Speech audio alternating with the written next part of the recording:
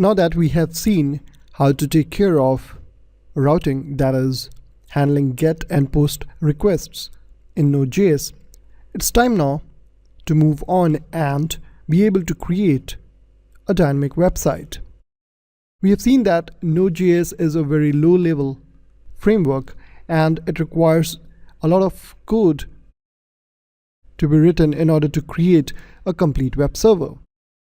Now, in order to ease out this process, we have some frameworks available with us, and we will be exploring the popular one, Express. Express is a web development framework for Node.js, which is fast, flexible, and simple. It provides us following features, that is easy routing, middleware support, environment-based configurations, redirection helpers, file uploading, and top of it, it provides a basic structure for the web application. It can be used to create dynamic web applications or single-page applications, creating REST-based APIs using MVC Pattern.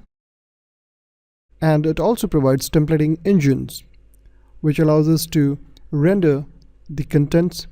It has got template engines like Jade and EJS. Jade, as you can see, is a spacing-based templating engine. So if you have to create h1 tag, you will simply write h1 and then the text that will be inside that tag. So here you can see it's saying h1 and then the text.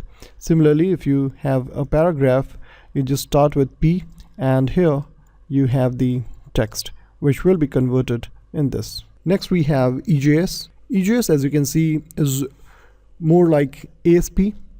So here we have this symbol that comes up, that is less than and then the percent symbol, and closing it with percent symbol and greater than sign.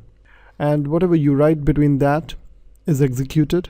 And if you write it in this fashion, even in PHP, we have shorthand notation. It's just that the percent symbol is replaced with a question mark. So if you write something of this sort, it will write it in the browser as HTML. And here you have the example coming up. Insert h1 title. So if you click on this, you have the title coming up as cleaning supplies and the result can be seen over here. So that's pretty much about EJS.